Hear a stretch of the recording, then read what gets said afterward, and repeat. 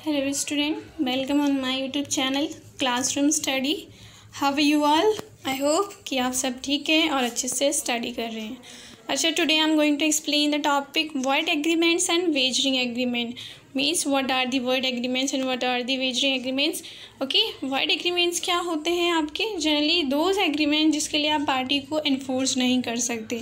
Means अगर party आपको deny करती है अपना ऑब्लिगेशन फुलफिल करने से, अपनी रिस्पॉन्सिबिलिटी परफॉर्म करने से, तो आप उसके लिए केस फाइल नहीं कर सकते उसके अगेंस्ट। मीन्स आप कोर्ट के पास नहीं जा सकते उसको फोर्स करने के लिए कि अपना ऑब्लिगेशन, अपनी रिस्पॉन्सिबिलिटी परफॉर्म करो। ओके, तो ये जो those agreements are called void, जिसके लिए आपके पास कोई राइट नहीं है। मीन्स जिसके लिए कोर्ट आपकी हेल्प नहीं करेगा। ठीक है, अगर आपने कॉन्ट्रैक्ट में एंटर कर लिया और पार्टी ने आपके अपना ऑब्लिगेशन नहीं फुलफिल किया है, तो आपको लॉस बियर करना पड़ेगा, डैमेजेस बियर करना पड़ेगा। आप उसके लिए उसके ऊपर क्लेम नहीं कर सकते हैं। So let's start. कौन कौन से एग्रीमेंट्स हैं जो कि इंडियन कॉन्ट्रैक्ट एक्ट में आपके एक्सप्रेसली डिक्लेयर्ड हैं void. Okay, expressly void declared means क्या है? ये मेंशन किया गया है पब्लिकली कि अगर आप ये कॉन्ट्रैक्ट करते हैं तो ये सब वॉइड होंगे। इनके लिए कोर्ट आपको कोई भी कॉम्पनसेशन नहीं दिलवाएगा पार्टी से जो कि आपके साथ चीट करेगी। Fine, so let's C first meaning है वॉइड एग्रीमेंट्स का। A void agreement is one which does not give rise to any legal consequences. Okay, void agreement वो होते हैं जो किसी भी लीगल स्टेप लेने के लिए आपको कोई भी हेल्प नहीं करेंगे। ओके, आप लीगली कोई भी हेल्प नहीं ले सकते कोर्ट से। These are void ab initio। void ab initio का मतलब पता है आपको, जो कि स्टार्टिंग से ही ज़ीरो होते हैं, मतलब कि एक्चुअल में वो कॉन्ट्रैक्ट होते ही नहीं है। जैसे आपका contract with the capacity of the parties to do contract है ना, कि कॉन्ट्रैक्ट करने के लिए पार्टीज में कैपेसिटी होना चाहिए। कॉन्ट्रैक्ट जनरली कौन नहीं कर सकता है? आपका माइनर नहीं कर सकता है, और साउंड माइंड पर्सन नहीं कर सकता है, डिस्क्वालीफाइबल लॉ पर्सन नहीं कर सकता है। लेकिन अगर आप इन सबके साथ भी कॉन्ट्रैक्ट करते हैं तो वो क्या होते हैं? void ab initio होते हैं। तो वो भी क्या है? void एग्रीमेंट्स के ही एग्जाम्पल हैं। तो वो तो लेकिन हमने डिस्कस कर लिए हैं। यहाँ पर कुछ और एक्स्ट्रा जो एग्जाम्पल्स हैं इसके void एग्रीमेंट्स के, हम वो डिस्कस करेंगे क्या है। ओके, void ab initio मतलब वो एग्जिस्ट ही नहीं हुआ है, वो कॉन्ट्रैक्ट क्रिएट हुआ ही नहीं है। जब कॉन्ट्रैक्ट ही नहीं क्रिएट हुआ है तो कोर्ट आपको कैसे हेल्प करेगा कि अगर पार्टी नहीं परफॉर्म करती अपना ऑब्लिगेशन तो आप उसको फोर्स कर सके? नहीं कर सकते। Okay, so that's why these are called void agreements. Okay, it has no legal existence in the eyes of law, क्योंकि वो कॉन्ट्रैक्ट हुआ ही नहीं है, इसलिए in the eyes of law वो एग्जिस्ट नहीं करता है। फाइन, देन है डेफिनेशन गिवन है आपका void एग्रीमेंट का in the section 2 subsection G में। क्या डेफिनेशन है? An agreement which is not enforceable by law is said to be void। Okay, वो एग्रीमेंट जिसके लिए आप फोर्स नहीं कर सकते पार्टी को through the court, void agreement होते हैं।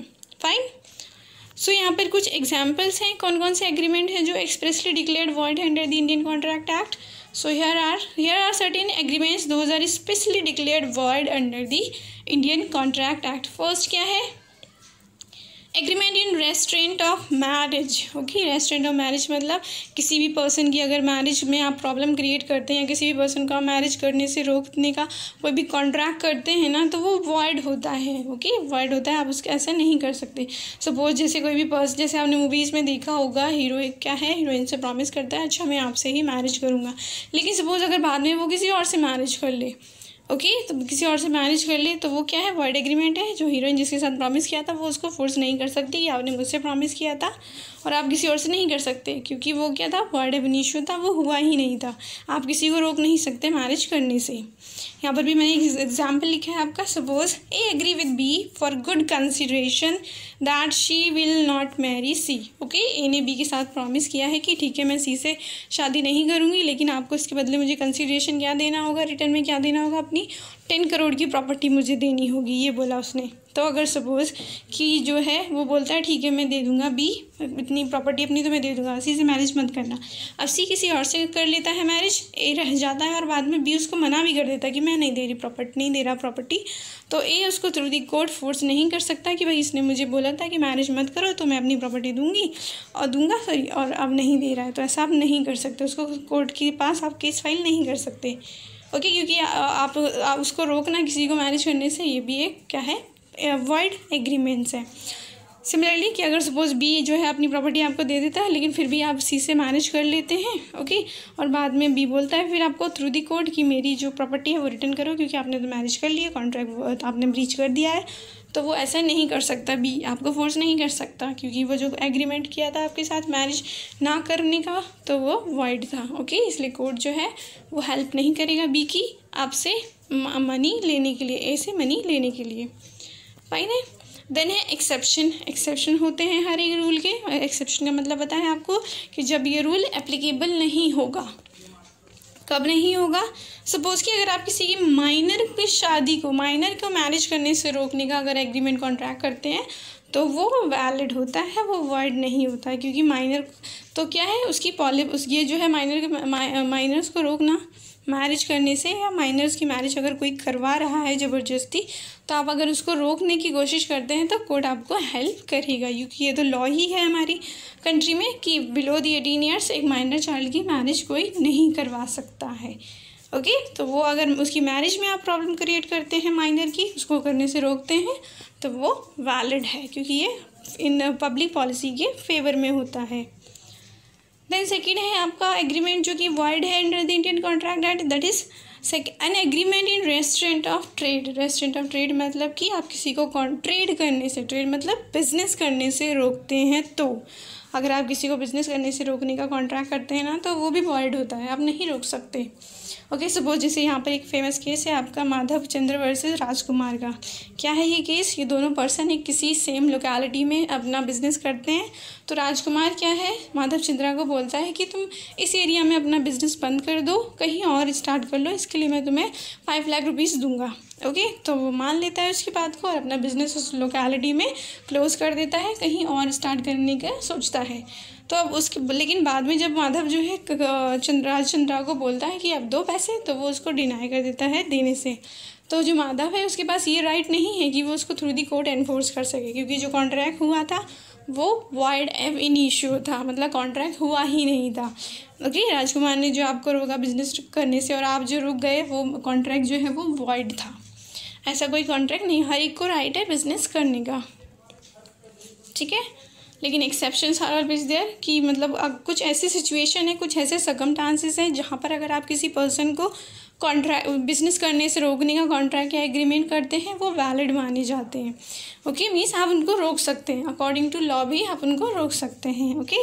मीन्स आपके मना करने के बावजूद भी अगर वो कोई बिजनेस करते हैं तो फिर आप उसके लिए लीगल एक्शन ले सकते हैं। तो क्या क्या सिचुएशन है, सर्कमस्टांसेस है जहाँ पर आप पार्टी को बिजनेस करने से रोकने का जो राइट होता है वो लीगल होता है। फर्स्ट है sale of goodwill. Sale of goodwill का मतलब क्या है यहाँ पर कि आपने बिजनेस किया मार्केट में, जैसे जोमेटो है आपका, okay, Zomato online food delivery है ना आपकी साइट, तो जोमेटो अगर अपना बिजनेस किसी और को सेल कर दे तो वो किसी और पर्सन जो परचेजर होगा उसको रोक सकता है कि आप मेरे नेम से मार्केट में 1 ईयर तक या सपोज 5 ईयर तक बिजनेस नहीं करेंगे, ओके। या फिर आप इधर रूरल एरिया में कर सकते हैं, अर्बन एरिया में नहीं करेंगे। सपोज़ आप दिल्ली में नहीं करेंगे, कहीं भी यूपी में जाके एक रूरल एरिया में कर सकते हैं, तो वो क्या है वो वैलिड माना जाएगा क्योंकि बिजनेस की गुडविल उसने क्रिएट करी है, तो उसके पास राइट है किसकी कोई और उसका नेम यूज़ ना करे अपने बेनिफिट के लिए, फाइन। सो तब जो है किसी को बिजनेस करने से रोकना वैलिड माना जाएगा आपका।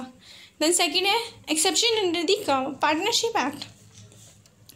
पार्टनरशिप एक्ट है ना आपका 1932, तो उसमें पार्टनर्स, जब तक पार्टनर्स बिजनेस में है, ओके, पार्टनर्स उनके ऊपर जनरली रूल होता है ना कि कोई भी पर्सन जो है और साइड बिजनेस नहीं करेगा, ओके। सपोज ABC 3 पार्टनर हैं तो उनमें से तीनों में आपस में एग्रीमेंट होता है कि कोई भी जो हमारा मेन बिजनेस है उसके अलावा कोई साइड बिजनेस नहीं करेगा, ओके, क्योंकि ओके तो वो भी क्या होता है वैलिड होता है। तो यहाँ पर लिखा है अंडर द पार्टनरशिप एक्ट कि अगर आप किसी पर्सन को रोकते हैं तो वो वैलिड माना जाएगा। कब कब वैलिड माना जाएगा, लेकिन कुछ सर्कमस्टांसेस हैं। तो क्या है, फर्स्ट है restaurant over carrying similar business while partner, मतलब जब तक आप पार्टनर हैं तब अगर कोई बिजनेस करते हैं साइड बिजनेस तो वो आपको रोक सकते हैं, ओके। आप ऐसे नहीं कर सकते हैं क्योंकि आपको एक्स्ट्रा एडवांटेजेस मिलेगा क्योंकि आपकी जो मार्केट में आइडेंटिटी है वो हमारे पार्टनरशिप बिजनेस की वजह से है, ओके। तो इस बात को कोर्ट जो है सपोर्ट करता है।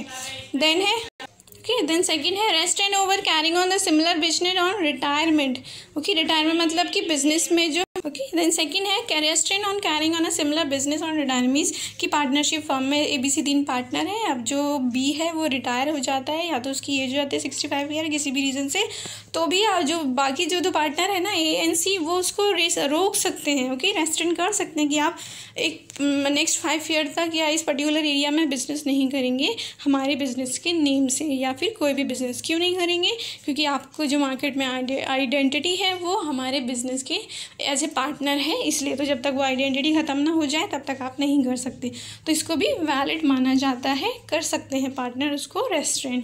ओके, कोड भी इस बात के लिए सपोर्ट करता है। देन है next restrain over the carrying similar business in anticipation of dissolution of firm, मतलब जैसे पार्टनरशिप फर्म का होता है ना, डिसोल्यूशन हो जाता है उसके बाद पार्टनरशिप खत्म हो जाती है, तो फिर भाई क्यों रोक रहे हैं, इसलिए रोक रहे हैं क्योंकि सारे पार्टनर्स ही उनकी मार्केट में जो आइडेंटिटी है वो एज एक पर्टिकुलर बिजनेसमैन के नेम से थी, तो जब तक वो आइडेंटिटी उनकी नहीं मार्केट से चली जाती है, ओके मतलब फिनिश नहीं हो जाती है, तब तक उनको रोका जा सकता है बिजनेस करने से, सिमिलर बिजनेस करने से। फाइन, नहीं कर सकते, वो जो कॉन्ट्रैक्ट होंगे वो वैलिड होंगे। Then restraint under the agreement of sales of goodwill of the firm, same वही हो गया सेल्स ऑफ गुडविल वाला, कि अगर आप ऐसा बिजनेस सेल करते हैं जिसकी मार्केट में गुडविल है, जो मैंने बताया जैसे जोमेटो का, तो फिर अगर आप किसी को रोकते हैं उस बायर को कि आप ये बिजनेस नहीं करेंगे, कोई और दूसरा कर सकते हैं लेकिन आप फूड डिलीवरी का नहीं करेंगे, जोमेटो के नाम से ही आप अगर कुछ सपोज़ कि पब्लिक ट्रांसपोर्ट अगर सर्विस ओपन करना चाहते तो वो कर सकते हो, लेकिन फूड डिलीवरी वाला बिजनेस नहीं करोगे, तो वो भी क्या है, वैलिड माना जाएगा। फाइन। देन है next exception under judicial interpretation, means कि जो आपका नेक्स्ट है कब एक्सेप्शन जो गिवन है कि आपका बिजनेस करने से रोकना किसी को वैलिड होता है, तो वो है आपका लाइक फर्स्ट है ट्रेड कॉम्बिनेशन। ट्रेड कॉम्बिनेशन में क्या होता है, ट्रेड एसोसिएशंस होती हैं, ट्रेड एसोसिएशन में क्या होता है, कुछ सेम टाइप के बिजनेस की जो मैन्युफैक्चरिंग कंपनीज होती हैं ना, मैन्युफैक्चरिंग यूनिट, वो क्या करती हैं आपस में एक ट्रेड यूनियन बना लेते हैं, यानी ग्रुप बना लेते हैं अपना, क्या ग्रुप बना के, और उसमें क्या डिसाइड करते हैं कि हम लोग जो है अपना प्रोडक्ट इतने से कम में नहीं बेचेंगे। सपोज जैसे मैंने यहाँ पे एग्जांपल लिखा है आपके लिए, an agreement among the some ice cream manufacturing company, okay, not to sell ice cream below a minimum price and to divide the profit in a certain proportion is not void because such agreement was made to regulate the business, not to restrain it। यहाँ पर क्या है, ice cream manufacturing company है, उन्होंने आपस में ये contract कर लिया कि हम जो है आइसक्रीम सपोज कि 10 रुपीज़ से कम में नहीं सेल करेंगे, ओके, मिनिमम प्राइस 10 रुपीज़ होगा, ओके, और अगर कोई भी इससे कम में करता है तो वो वॉइड हो जाएगा, और लेकिन सबको रोकना, ओके, कि कोई भी इससे कम में नहीं बेच, अगर कोई इसे लो में बेचेगा तो हम उसके अगेंस्ट लीगल एक्शन लेंगे, सुइट फाइल कर देंगे, ओके। तो ये कॉन्ट्रैक्ट जो है वो वैलिड माना जाएगा, ऑल्दो कि आप रोक रहे हैं कि उससे कम में नहीं बेचना, लेकिन यहाँ पे जो रोकना है वो बिज़नेस रोकने के बराबर नहीं है, यहाँ पर आप उसको क्या है प्रमोट कर रहे हैं कि बिज़नेस हमारा बड़े मार्केट में इसलिए कर रहे हैं, ठीक है, ना कि उसको बिज़नेस करने से रोकना। और फिर जो भी प्रॉफिट होता है ऐसा करने के बिज़नेस करने से, वो सारे जो भी यूनियन जो भी बिज़नेस होते हैं आपस में उस यूनियन में उस ग्रुप में वो डिस्ट्रीब्यूट कर लेते हैं अपनी प्रॉफिट शेयरिंग रेशो में। देन है next exception, okay, next exception है सर्विस कॉन्ट्रैक्ट। सर्विस कॉन्ट्रैक्ट मतलब आप सर्विसेज देते हैं, जैसे सपोज एक डॉक्टर है, डॉक्टर क्या है अपने अंडर एक असिस्टेंट हायर करता है, एक कोई भी चार्टर्ड अकाउंटेंट है वो भी अपने अंडर असिस्टेंट हायर कर लेता है, तो वो क्या है अपने असिस्टेंट से ये कॉन्ट्रैक्ट कर सकता है कि जब तक तुम मेरे असिस्टेंट हो तुम किसी और को अपनी सर्विसेज नहीं दोगे, ओके, वैसा करता है कॉन्ट्रैक्ट, मतलब उसको रोक रहा है ना किसी और को अपनी सर्विस देने से, लेकिन फिर भी ये वैलिड माना जाएगा। क्यों माना जाएगा वैलिड, इसलिए रखा है रूल क्योंकि ताकि वो जो असिस्टेंट है उसकी कोई भी सीक्रेट इन्फॉर्मेशन किसी और की या सीक्रेट जो भी उसकी सर्विसेज है वो किसी और के साथ ना शेयर कर दे, इसलिए ये वैलिड है। द नेक्स्ट एक्सेप्शन है सोल एक्सक्लूसिव डीलिंग एग्रीमेंट, मतलब जो आपने देखा होगा ना मार्केटिंग एजेंट जो होते हैं, सेल्स एग्जीक्यूटिव जो होते हैं, वो क्या करते हैं प्रोडक्ट सेल्स करते हैं ना किसी पर्टिकुलर कंपनी का, तो उनके साथ भी अगर कंपनी कॉन्ट्रैक्ट करती है कि आप सिर्फ मेरा ही प्रोडक्ट सेल करोगे जब तक आप मेरी जॉब में हो, किसी और का नहीं करोगे, ओके, तो वो भी सही है क्योंकि वो उसने तो उसको सर्विस उससे अगर सैलरी ले रहा है तो ऑफकोर्स उसको ही सर्विसेज देगा, किसी और को नहीं देगा, तो वो भी वैलिड कॉन्ट्रैक्ट माना जाएगा। देन है नेक्स्ट टाइप ऑफ कॉन्ट्रैक्ट जो कि वॉइड है, ओके, ये थर्ड है मेन जो हम अवॉइड करें। फर्स्ट क्या था, रेस्टोरेंट ऑफ मैरिज, सेकंड था restraint of trade. Now next है agreement in restraint of legal proceeding, मतलब कि अगर आप किसी को लीगल प्रोसीडिंग करने से रोकते हैं तो वो भी क्या है, वॉइड माना जाता है। आप ऐसा नहीं कर सकते हैं। सपोज़ कि अगर किसी को आपको पैन कार्ड बनवाना है और कोई आपको रोक गया ऐसा करने के लिए कि पैन कार्ड के लिए फॉर्म फिलअप मत करो, कोई भी रजिस्ट्रेशन जो भी फ़ी है एप्लीकेशन फ़ी मत दो, तो वो क्या है, वो वॉइड है, वो ऐसा नहीं कर सकता है। ओके, लाइक सपोज एग्जाम्पल है, a clause in a contract provide that no action should be brought upon in case of breach. Such a clause is void because it restriction both the parties from enforcing their legal action. Means इन्हें contract में ये बात mention कर दी है कि अगर हम contract कर रहे हैं कुछ भी परचेज सेल करने का, लेकिन अगर नहीं कर पाया कोई भी मैं अगर अपनी ऑब्लिगेशन को परफॉर्म, तो आप कोई भी केस फाइल नहीं करोगे, ऐसा प्रॉमिस ले रहा है उससे, तो ये भी क्या है, वॉइड है। आप रोक रहे हो ना उसको कोई भी आपके अगेंस्ट लीगल एक्शन लेने से, तो ये वॉइड है। नेक्स्ट है एग्रीमेंट इन्वॉल्विंग अनसर्टेनिटी। अनसर्टेनिटी पता है आपको, जो सर्टेन ना हो। जैसे क्या है कि अगर एग्जांपल जैसे अतुल क्या है यहाँ पर विपुल को 500 टन्स ऑफ ऑयल सेल करने का ऑफ़र करता है, तो यहाँ पर दोनों ऑफ़र कर लेते हैं, बाद में वो क्या है उसको दे देता है ऑयल, लेकिन जो अगर बायर विपुल जो है उसको मना कर दे पेमेंट करने से, तो उसको वो एनफोर्स नहीं कर सकता। मीन्स उसके अगेंस्ट केस फाइल करके सूट फाइल करके नहीं फोर्स कर सकता है पेमेंट करने के लिए। क्यों? क्योंकि यहाँ पर जो कॉन्ट्रैक्ट हुआ है वो अनसर्टेन है। अब अनसर्टेन कैसे है, ये ऐसे है अनसर्टेन कि अतुल ने बी को बताया नहीं विपुल को कि वो ऑयल तो सेल कर रहा है 500 टन का, लेकिन किस कैटेगरी का कर रहा है, कौन सा ऑयल सेल करेगा। ओके, मस्टर्ड ऑयल और आपका कोकोनट ऑयल और कौन सा, और प्लस किस प्राइस पर किस रेट पर सेल करेगा, ये भी नहीं बताया, इसलिए ये जो कॉन्ट्रैक्ट है वो वॉइड होगा। Then next agreement to do impossible act.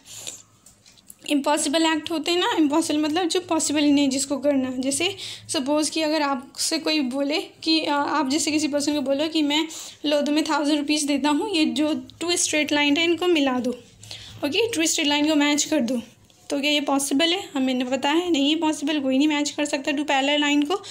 तो अगर फिर भी आपने अगर उसको जो 1000 रुपीज़ दे दिए ना, आप उससे नहीं ले सकते रिटर्न, आप उसके अगेंस्ट केस फाइल करके उससे नहीं ले सकते, क्योंकि जो कॉन्ट्रैक्ट आपने किया था वो वॉइड था। सबको पता है ये नहीं पहुंच सकता है, फिर भी आपने दे दिया तो वो आपको ही लॉस भी करना पड़ेगा। कोर्ट आपकी हेल्प नहीं करेगा उसको रिकवर करने के लिए। यहाँ पर एनीथिंग या फिर जैसे कि आप कोई पर्सन बोलता है कि मुझे 1000 रुपीज़ दो, मैं क्या है 100 पेजेस पर मिनट आपको टाइप करके दूंगा। ओके, तो ये पॉसिबल नहीं है कोई भी पर्सन 100 पेजेस पर मिनट लिख सके, चाहे कितनी भी स्पीड हो, नहीं कर सकते। ऐसे जो कॉन्ट्रैक्ट होते हैं इम्पॉसिबल टास्क करने के, वो सब वॉइड होते हैं। या फिर जैसे डॉक्टर ही आपको बोले कि मुझे 10 लाख रुपीज़ दो, मैं तुम्हारा ये जो डेड पर्सन है इसको अलाइव कर दूंगा, आप दे देते हैं पैसा डॉक्टर को, डॉक्टर नहीं कर पाता उसको अलाइव, क्योंकि पता ही नहीं हो सकता, तो आप उसके डॉक्टर के ऊपर सेट फाइल नहीं कर सकते कि दो मेरा पैसा रिटर्न करो, क्योंकि वो जो कॉन्ट्रैक्ट हुआ है आपके बीच में डॉक्टर के बीच में वो वॉइड था। ठीक है, then next example for the void agreements, wagering agreement. Okay, wagering agreement क्या है, जो ये इसका एक अलग से सेपरेट क्वेश्चन आता है, इंपॉर्टेंट टॉपिक है, तो उसको हम थोड़ा डिटेल में करेंगे। So here are the detail regarding the wagering agreements. Wagering agreement, wager means क्या होता है, जनरली बेट लगाना। बेट लगाते हैं ना, हम अपने डेली लाइफ में बहुत सारी बेट्स लगाते हैं। जैसे हम अपने फ्रेंड्स को बोलते हैं अगर आज बारिश हुई तो तुम मुझे देना 100 रुपीज़, नहीं हुई तो मैं तुम्हें दूंगी। ओके, या फिर जैसे मैच होता है आपका इंडिया पाकिस्तान का या वर्ल्ड कप होता है, तो हम बेट लगाते हैं ना एक पर्टिकुलर टीम पर कि सपोज जो है इंग्लैंड जीतेगी तो तुम मुझे देना 1000 रुपीज़, अगर इंडिया जीती तो मैं तुम्हें 1000 रुपीज़, ऐसे बेट लगाते हैं ना। तो बट ये जो कॉन्ट्रैक्ट होते हैं वो लीगल, जो बेटिंग के जो कॉन्ट्रैक्ट होते हैं ना एग्रीमेंट, वो लीगल नहीं होते हैं, वो वॉइड होते हैं। और इसमें जो डिपेंड करता है, किस बात पे डिपेंड करता है, फ्यूचर में ना, कि फ्यूचर में टीम जीतेगी तो आप मुझे दोगे, नहीं जीतेगी तो मैं आपको दूंगी। ओके, और तो और क्या प्रॉमिस करते हैं दोनों एक दूसरे को देने का, मनी या मनी के बर्थ कुछ भी चीज़, मनी मतलब पैसा देंगे, और मनी के इक्वल मतलब कोई भी प्रॉपर्टी यूज़ नहीं, सेम वैल्यू की। कि सपोज अगर मेरा इंग्लैंड जीत गया ना, और तो मैं तुम्हें अपनी कार दे दूँगा, तो वो क्या है, मनी इज़ वर्थ है। तो ऐसे कॉन्ट्रैक्ट जो जनरली वॉइड होते हैं, मीन्स सपोज़ कि अगर आप दोनों ने अपनी पैसा जो है कॉन्ट्रीब्यूशन किसी कलेक्टर के पास, किसी मनी कलेक्टर के पास रख दिया, मतलब किसी पर्सन के पास रख दिया कि चलो मिस्टर सी है, उसके पास दोनों थाउजेंड रुपीज़ जो है जमा करते हैं और जो टीम जीतेगी उसको वो दे देगा। तो आप दोनों ने दे दिया, अब वो जो है मिस्टर सी आप दोनों का पैसा लेके चल दिया, ओके, नहीं दे रहा आपको, तो आप उसको फोर्स नहीं कर सकते थ्रू दी कोर्ट, क्योंकि वो जो कॉन्ट्रैक्ट हुआ था वो वॉइड था, वॉइड एब इनिशियो था, मीन्स वो in the eyes of law exist ही नहीं करता, कोर्ट सपोर्ट नहीं करता है ऐसे कॉन्ट्रैक्ट्स को, क्योंकि इससे क्या होता है सोसाइटी में अनएथिकल एक्टिविटीज़ बढ़ती हैं इसलिए। So let's see, wager means a bet. A wager may be defined as an agreement to pay money और मनी इज़ वर्थ, ओके, या तो मनी या मनी के इक्वल कोई भी चीज़ कब देने की प्रॉमिस करता है, on the happening of specify uncertain event, okay, uncertain event future में जो आपने डिसाइड करा है कि बारिश होगी तो दूंगा, अगर इंडिया जीतेगी तो दूंगा, ओके, अगर नहीं जीती तो आप दोगे, okay. So it is a game of chance in which the chance of either winning or losing is wholly depend on the uncertain event, okay, chance है, इक्वली चांस है, किसी के भी फेवर में हो सकता है, आपके या फिर आपके फ्रेंड के, ओके, अनसर्टेन होता है क्योंकि future. The parties to wagering contract must agree that upon the determination of this sad and certain event, no one should win from the other. Each party stand equally to win or lose the bet. लेकिन इसमें ये condition होती है इस contract में कि किसी भी पार्टी का उस फ्यूचर इवेंट पे कंट्रोल नहीं होना चाहिए, मतलब किसी भी पार्टी को ये पता ना होना चाहिए कि आज बारिश होगी ही होगी, ओके, किसी भी पार्टी को ये ना बताओ कि इंडिया जीतेगी ही मैच, ओके, दोनों को इक्वल अपना अपना गेस कर रहे हो किसी भी बेसिस पर, लेकिन ये श्योरिटी ना हो कि वो जीते। अगर ऐसा किसी भी पर्सन को पता है कि उसके फेवर में आने वाला है चांस, तो फिर वो वेजरी एग्रीमेंट नहीं होगा, ठीक है। Then according to section 30 of the Indian contract act, उसने क्या डिफाइन किया है इसके बारे में, वेजरी एग्रीमेंट के बारे में, कि ये जो कॉन्ट्रैक्ट है वो वॉइड होते हैं, ठीक है, वॉइड होते हैं, इनके लिए आप पार्टी को इन्फोर्स नहीं कर सकते।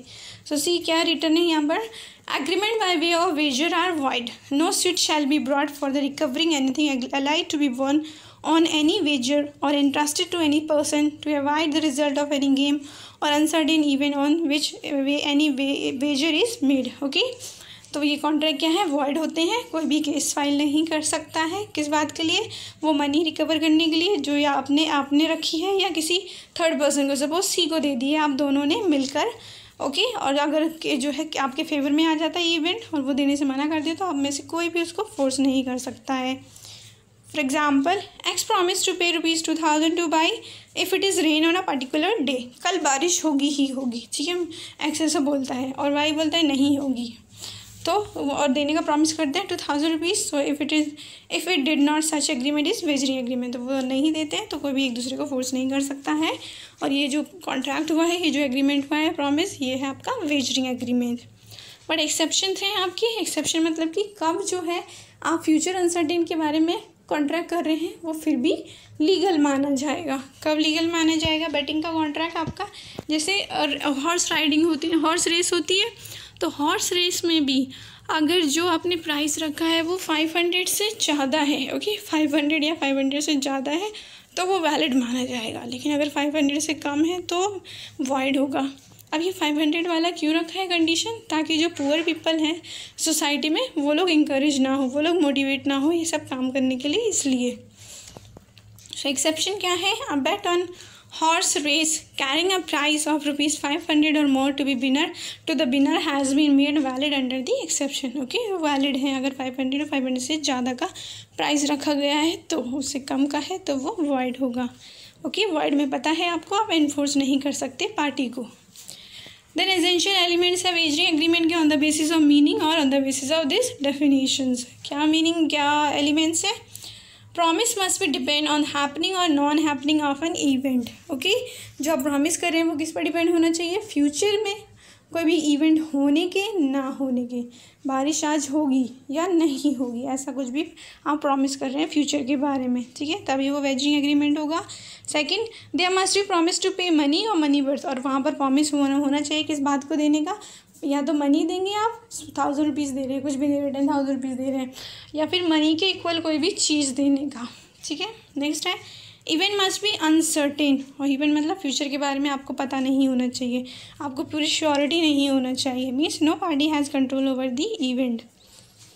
Then next, each party must has equal chance to win और लूज। ओके, दोनों का अपनी जो मनी है वो विन करने का या लॉस करने का इक्वली चांस होना चाहिए, क्योंकि कोई किसी अगर एक के फेवर में होगा तो फिर वो बैटिंग का तो कॉन्ट्रैक्ट रहा ही नहीं, वो तो फिर उसके फेवर का ही हो गया ना, एडवांटेज के लिए हो गया, इसलिए। And the last element is no party should have more interest in the event apart from promise money. मतलब कि पार्टी जो है कि विन कर रही है या लॉस कर रही है, अगर सपोज उसके फेवर में आ गया जो इवेंट, तो फिर उसको उससे ज़्यादा लॉस नहीं होना चाहिए। उस मनी जितना उसने कंट्रीब्यूट किया है उससे ज़्यादा, सपोज हमने बोला 1000 रुपीज़ में दूंगी आपको, अगर आज बारिश हुई तो आपका सिर्फ वो 1000 रुपीज़ के इक्वली आपका इंटरेस्ट है उस कॉन्ट्रैक्ट में, उस एग्रीमेंट में, उससे ज़्यादा का नहीं है, ठीक है। क्योंकि अगर उससे ज़्यादा का होगा तो वो वेजरिंग एग्रीमेंट नहीं होगा, ओके, कुछ और एग्रीमेंट बन जाएगा। और अगर उससे कम क्या है उतना ही होगा तो वो आपका वेजरिंग एग्रीमेंट होगा। तो अगर जब भी ये सारी आपके एसेंशियल एलिमेंट्स मतलब 5 कंडीशन सेटिस्फाई होंगी, so that agreement is consider as an wagering agreement. और वेजरिंग एग्रीमेंट जो है आपके वॉइड होते हैं मतलब आप उनके लिए केस फाइल नहीं कर सकते पार्टी को, ठीक है। देन है आपके इंश्योरेंस कॉन्ट्रैक्ट भी तो वेजरिंग कॉन्ट्रैक्ट की तरह होते हैं ना, क्योंकि इंश्योरेंस में क्या होता है, आप इंश्योरेंस करवाते हैं, इसलिए करवाते हैं फ्यूचर में कुछ होने के लिए, है ना। फ्यूचर में जैसे आपने सपोज अगर हेल्थ इंश्योरेंस करवाया तो किस लिए करवाया हेल्थ इंश्योरेंस, फ्यूचर में अगर आपको कोई भी हेल्थ रिलेटेड डिसीज़ होती है, प्रॉब्लम होती है, तो आप उसको इंश्योरेंस कंपनी आपको क्लेम देगी। लेकिन जो यहाँ पर ये है कि इंश्योरेंस कॉन्ट्रैक्ट जो होते हैं वो वॉइड नहीं होते हैं, वैलिड होते हैं। क्यों वैलिड होते हैं, क्योंकि ये सोशल वेलफेयर के लिए होते हैं, एक पर्सन को जो है सेफ्टी प्रोवाइड करते हैं ना। जबकि आपके जो वेजरिंग एग्रीमेंट है वो सोसाइटी में अनएथिकल एक्टिविटीज़ को मोटिवेट करते हैं, प्रमोट करते हैं, इसलिए वेजरिंग एग्रीमेंट जो है वो वॉइड होते हैं। और इंश्योरेंस कॉन्ट्रैक्ट जो है वो वैलिड होते हैं, क्योंकि वो पब्लिक सेफ्टी के लिए होता है। Insurance contracts are valid even though they provide for the payment of money by the insurer on the happening of a future event। और इसमें क्या होता है, इंश्योरी जो होता है वो प्रीमियम देता है एक आफ्टर स्पेसिफाइड टाइम के बाद, और क्या होता है उसको इंटरेस्ट ज़्यादा होता है उसमें, मतलब उसको लॉस या जो बेनिफिट है वो ज़्यादा होता है इंश्योरेंस अमाउंट से, ऑल्दो कि ये डिपेंड करता है फ्यूचर इवेंट पर, ओके। बस एक ही कंडीशन की सेटिस्फाई हो रही है आपकी वेजरिंग एग्रीमेंट की, और उसके अलावा नहीं हो रही है, इसलिए ये वैलिड है, वॉइड नहीं है। तो इसी बेसिस पे हमने कुछ डिफरेंस यहाँ पर लिखे हैं दोनों में, वेजरिंग एग्रीमेंट और इंडियन इंश्योरेंस कॉन्ट्रैक्ट में। सो फर्स्ट है इंटरेस्ट इन एन इवेंट। तो इंश्योरेंस के कॉन्ट्रैक्ट में क्या होता है, पर्सन का ज़्यादा इंटरेस्ट होता है, मतलब उसको ज़्यादा बेनिफिट या लॉस होता है। और वेजरिंग में कितना बेनिफिट या लॉस होता है, सिर्फ उतना जितना उन्होंने रखा है, कंट्रीब्यूट किया है। So C, first insurance, the holder of an insurance policy have an insurable interest in the event upon which the insurance money becomes payable। उसका बहुत ज़्यादा इंटरेस्ट होता है। जैसे आपने हेल्थ इंश्योरेंस करवाया तो आप चाहेंगे ना कि हेल्थ से रिलेटेड कोई मुझे हो जाए प्रॉब्लम, ताकि मैं वो इंश्योरेंस के लिए क्लेम कर सकूँ। जबकि वेजरिंग में क्या होता है, there is no interest to protect the party को कोई सेफ्टी नहीं दी जाती है, बस उनको क्या है वो अमाउंट वो विन या लॉस कर सकते हैं, लूज़ कर सकते हैं। देन द नेक्स्ट डिफरेंस है scientific and calculated risk, okay.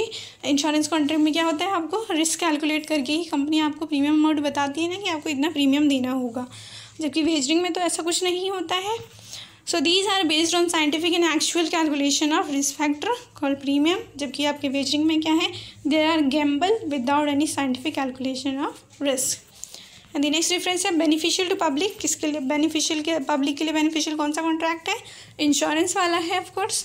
So they are beneficial to public provide protection against the uncertain risk. Future में जो भी आपका अगर सपोज एक्सीडेंटल इंश्योरेंस है तो उसके लिए आपको सेफ्टी प्रोवाइड करेंगे। हेल्थ इंश्योरेंस तो हेल्थ से, व्हीकल का है व्हीकल का, बिजनेस है तो बिजनेस, मतलब आपको सेफ्टी प्रोवाइड कराते हैं फ्यूचर में होने वाले रिस्क से। जबकि एग्रीमेंट में जो वेजरिंग है उसमें तो ऐसा कुछ नहीं होता है, तभी तो वो वॉइड होते हैं। So these agreement do not serve any useful purposes. Fine. So these are the difference between insurance contract and wagering agreement. तो अगर आपसे क्वेश्चन में पूछते हैं कि इंश्योरेंस कॉन्ट्रैक्ट जो है वॉइड होते हैं, तो आप बोलेंगे नो, वॉइड नहीं होते, वो वैलिड होते हैं, क्योंकि उनमें ये डिफरेंस है वेजरिंग और इंश्योरेंस में। ओके, नाउ नेक्स्ट लॉ है, नेक्स्ट टॉपिक है आपका प्रिंसिपल है नो रेस्टिट्यूशन। ओके, प्रिंसिपल हो नो रेस्टिट्यूशन। रेस्टिट्यूशन का मतलब क्या होता है, रिटर्न करना। ओके, रिटर्न क्या करना, सपोज कि आपने कॉन्ट्रैक्ट किया है किसी के साथ, कॉन्ट्रैक्ट ऑफ मैरिज, जैसे मैंने बताया ना, अगर आप जो ए ने प्रॉमिस किया था बी से कि अगर आप उससे सी से मैरिज नहीं करोगे तो मैं आपको अपनी 10 लाख रुपीज़ की प्रॉपर्टी दे दूँगी। ओके, तो सपोज आपने 10 लाख रुपीज़ की प्रॉपर्टी दे दी, उसके बाद भी उसने सी से मैरिज कर ली, तो क्या है, बी जो है वो लायबल नहीं होगा आपको रिटर्न करने के लिए वो बेनिफिट जो कि उसे मिल रहा है by receiving your money. Okay, so that's called no restitution. तो रेस्टिट्यूशन मतलब रिटर्न करने का लायबिलिटी अराइज नहीं होती है पार्टी की in case of void contracts or void agreements. So the term restitution means return or restoration of benefits received from plaintiff under the agreement. Okay, plaintiff मतलब वो person जिससे आपको मिला है amount या benefit. As section 65, no restitution of the benefit received is allowed in the case of expressly declared void agreement. Okay, तो void agreement के case में आप नहीं फोर्स कर सकते पर्सन को कि रिटर्न करो, मेरा मनी रिटर्न करो, क्योंकि आपने प्रॉमिस ब्रीच कर दिया है। ठीक है, तो ये है आपका no restitution principle. Then questions हैं आपके इस टॉपिक से, क्या क्वेश्चंस आते हैं जनरली। सो फर्स्ट है, an agreement in restraint of trade is void, trade is void, discuss. Okay, means क्या है कि अगर आप किसी को ट्रेड बिजनेस करने से रोकते हैं का कोई कॉन्ट्रैक्ट करते हैं तो वो वॉइड होता है। तो स्टेटमेंट जो है वो ट्रू है ऑफ कोर्स, लेकिन इसके आप इस ट्रू को एक्सप्लेन करने के साथ साथ उसकी जो एक्सेप्शंस है ना, एक्सेप्शंस क्या है कि कब जो है कॉन्ट्रैक्ट रेस्टोरेंट और ट्रेड का वैलिड हो जाता है वो भी बताएंगे इसमें। ठीक है, और rest depend on the marks कि मार्क्स कितने मार्क्स का क्वेश्चन है उसके according. Then I discuss briefly expressly declared void agreement under the Indian contract. Means कौन कौन से एग्रीमेंट्स हैं जो कि इंडियन कॉन्ट्रैक्ट एक्ट ने बताया है, ये डिक्लेयर कर रखा है कि वॉइड होते हैं। तो इसमें आप वो सारे बताएंगे 5-6 जो हैं आपके, क्या क्या 5-6 है, all restraint of marriage, restraint of trade, restraint of legal proceeding, uncertainty, impossible, wagering agreement. Okay, इन सब के बारे में आप एक्सप्लेन करेंगे। देन है next and last question, in are wagering agreement is an wagering agreement are words. Okay, जो wagering agreements होते हैं आपके, क्या वो वाइड होते हैं? ऑफ कोर्स ट्रू है, वाइड होते हैं। तो ये जो लास्ट हमने डिस्कस किया वेजरिंग एग्रीमेंट वाला वो बताएंगे आप, उसके एलिमेंट्स बताएंगे, उसका एग्जांपल बताएंगे, उसके एक्सेप्शंस बताएंगे, फिर आपका इसके लिए आंसर हो जाएगा जितना रिक्वायर्ड है। Okay, so this was all about the void agreement and wagering agreement. I hope कि आप सबको क्लियर होगा।